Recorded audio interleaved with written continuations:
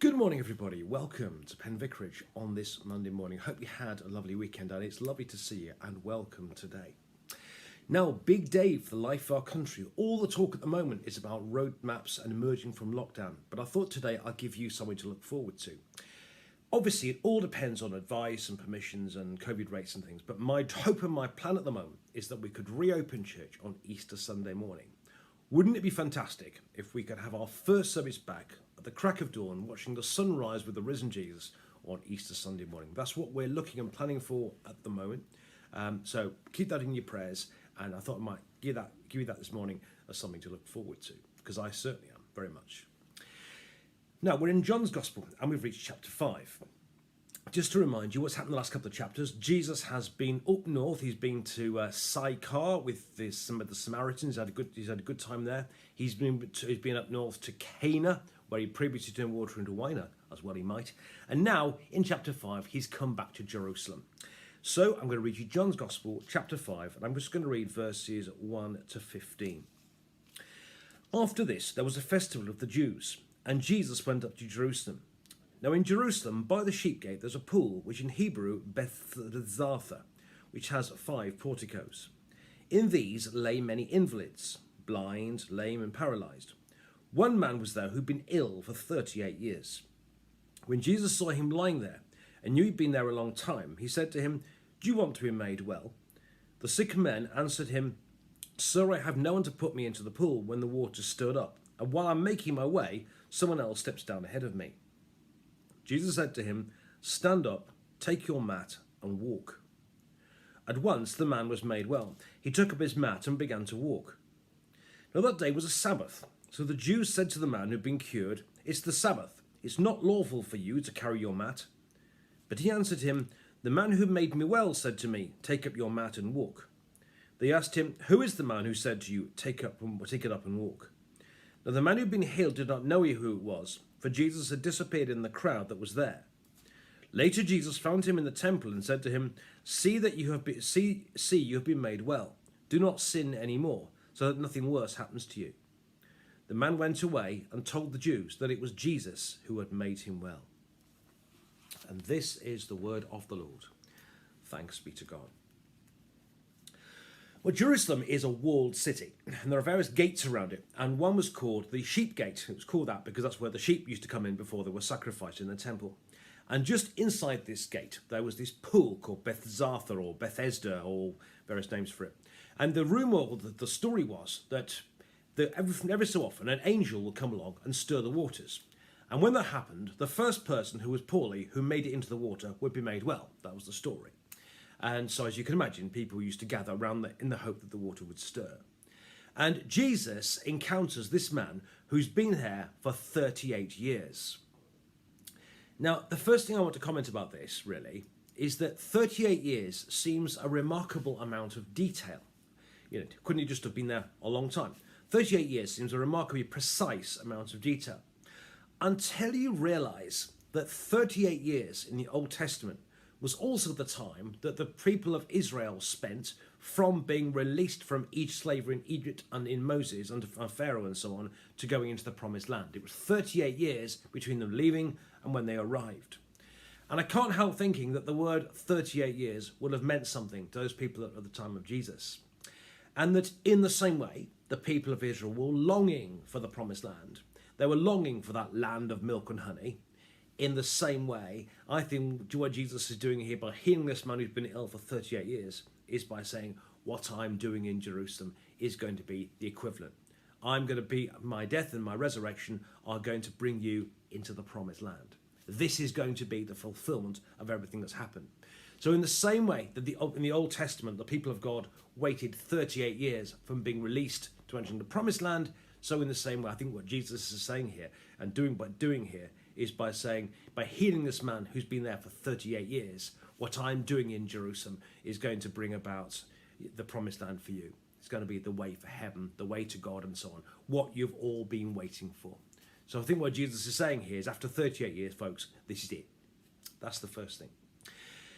The second thing I've noticed about John's Gospel is that in John's Gospel, Jesus never just heals somebody. He never just does bing, bang, bang, bang, bang, bosh, and it's all done.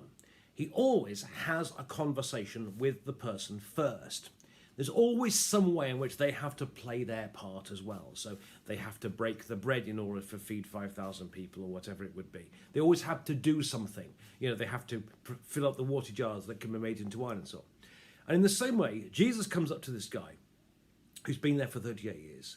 And the man says, Lord, I've got a problem here because every time the water stirs, someone beats me to it because I just can't get there in time. Somebody else gets to the water first.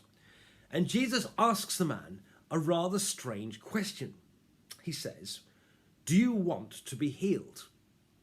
Now, on the face of it, it sounds like a very silly question because, of course, he wants to be healed, doesn't he? Or does he? Because, firstly, as I found out when I went to the Holy Land earlier this year, there were apparently 2 pools, and I gather this man was sitting by the wrong pool. So he wasn't showing a great deal of enthusiasm to get in there, was he? The second thing is, from this man's point of view, he'd been there for 38 years, okay? It wasn't a foregone conclusion. Did he really want to be healed? Because actually, if he was healed, his life would have to be completely changed. Sure, he'd be able to do more things, but it would, for example, mean he couldn't beg by the pool anymore. He might have to go and earn a living. He'd have lost his identity as the man who'd always lay there for 38 years. So his whole life would have to change. Sure, he'd be healed. Sure, it'd be better, but his life would have to change. And it makes me wonder today, really, about some people with the Christian gospel. To me, in lots of ways, the Christian gospel is a no-brainer. Who wouldn't want to know that they're permanently, they're unconditionally loved? Who wouldn't want to know that they can go to heaven when they die? Who wouldn't want to know that they can have friends around them who care about them? The Christian gospel is full of wonderful things, and yet for some reason people still don't do it. So people still don't become Christians.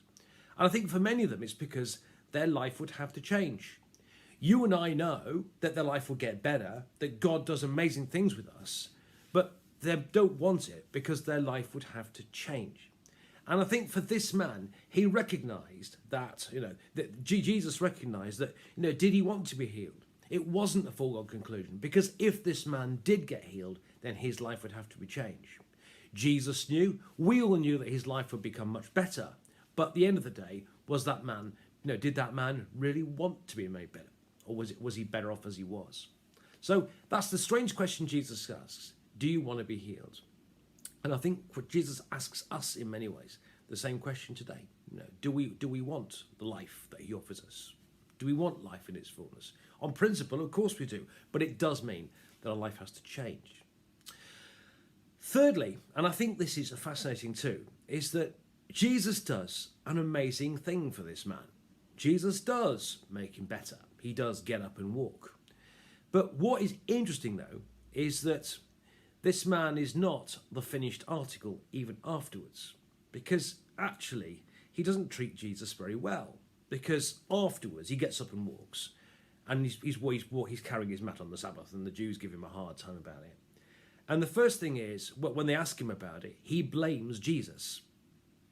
It's not a very nice thing to do to someone that's made you better. He says, the person that made me better, he's the one that told me to walk around with my mat into my hand. That's the first thing. And then when Jesus makes himself known to him, he goes and dobs Jesus in. In other words, Jesus has made him better. Jesus has healed this man. Jesus has done great things for this man. But this man is by no means the finished article. And I think for us, really, Jesus does amazing things with us. But that must never be it. Becoming a Christian is never the end of the matter. We need to keep going on with God. This man his legs worked, and so he could do things he couldn't do before and so on. But he had to go on with God. And actually, Jesus still had more work to do with him. We're never the finished article until we get to heaven. And so, 3 things from this reading this morning.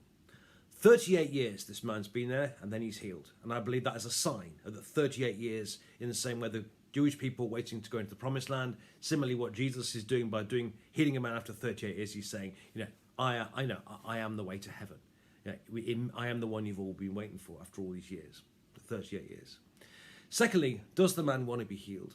And I think the same question we need to ask ourselves today. Do we want everything Jesus has for us, or do we actually often prefer it the way things are? Are we prepared to make the change? Do we want the life that Jesus wants for us? It's a very searching question. But finally, to say also that whatever Jesus does with us, we are never the finished article until we get to heaven. There's an old poster somebody once had on the wall that used to say, "Be patient,